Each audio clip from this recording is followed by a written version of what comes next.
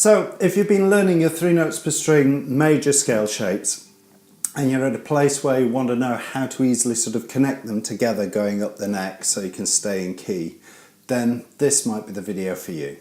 So I was swapping emails with someone who was learning the 3 notes per string scale shapes, and they asked me this exact question. How do I connect these shapes up? What's the easiest mechanism for doing that? And there are actually two. One is if you know your scale shapes, if you know where the root notes are and you can build from those root notes, then you can start to think of each of the positions, if you like an island. You can see, okay, there's a G, there's a G.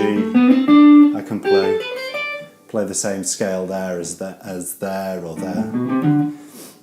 And by using a technique like that, you spot the root notes, you spot these key notes, you know the shapes that are built around them, and you can play each position. The other way of learning how to move up and down the neck is to understand how these shapes actually connect with each other. So what is the pattern that sits next to the pattern I've just played if I want to play up the neck or play down the neck? And that's what I wanted to cover this week in this week's video. Now, if you've watched any of my previous videos, you'll know that I've broken the 3 notes per string scale shapes down into 3 small fragments, 3 small sort of fingerings that you can use. And every 3 notes per string scale shape going up and down the neck, every major or natural minor 3 notes per string scale shape uses these 3 shapes.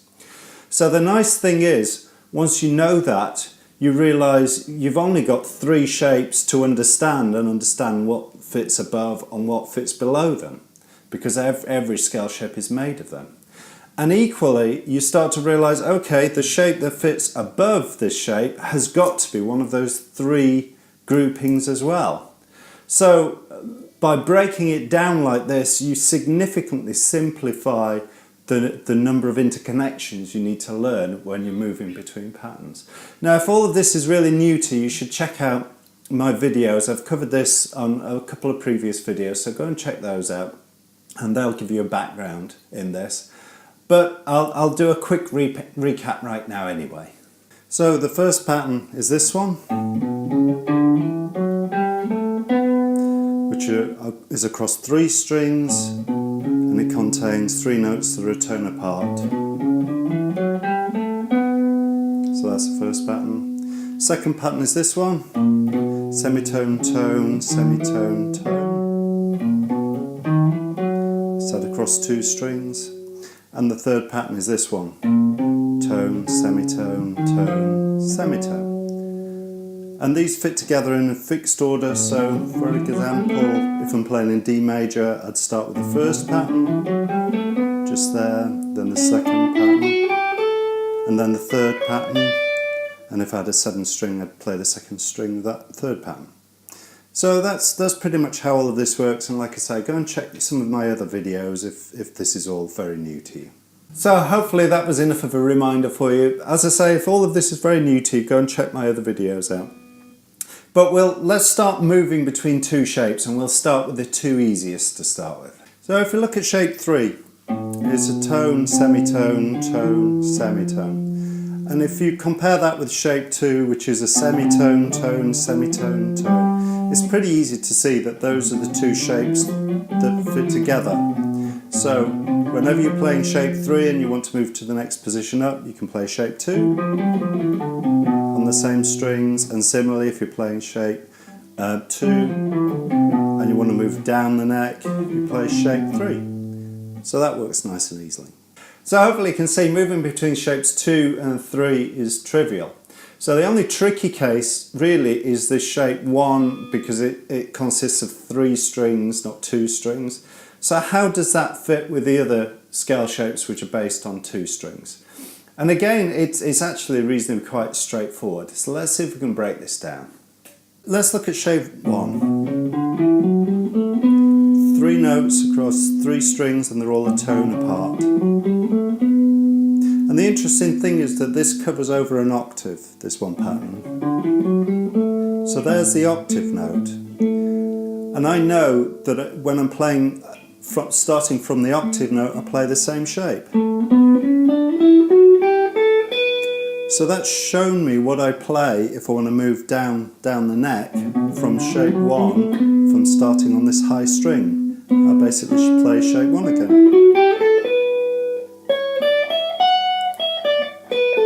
And also if I'm coming back down and I'm on that lowest string, I can slide down a tone.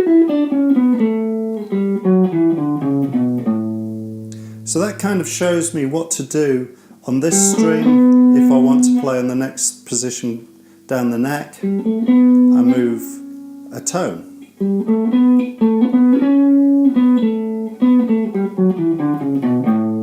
And going the other way, I move a tone down on that lowest string as well. Hopefully you can see that.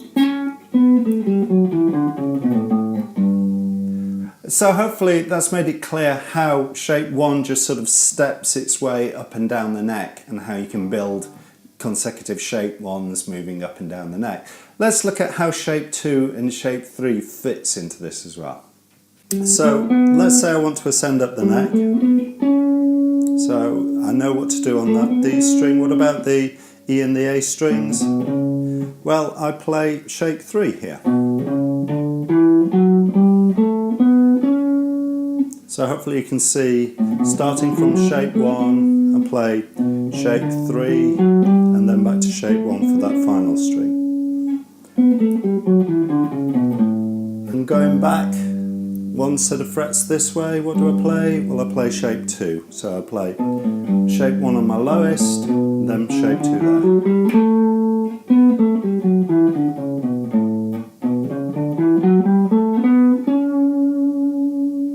So now you have all of the basic information you need to be able to connect these scale shapes together. There is nothing more to learn than that. But obviously you're going to start to need some practice. So what I'd recommend you doing is just start playing between 2 scale shapes to start with, and understanding how those fit together. Start with one fragment, then move up the neck and see if you can build a 3 notes per string scale shape just there, and then see if you can move down again. And just see if you can start to find your way between each of the positions and learn how do they connect using these note fragments. So hopefully that was useful for you, kind of demonstrating how the whole neck fits together, and hopefully you can use that in conjunction with the other videos that I've done on this subject to really kind of properly understand how the major scale fits on the neck of the guitar. Anyway, we'll chat next time. Goodbye.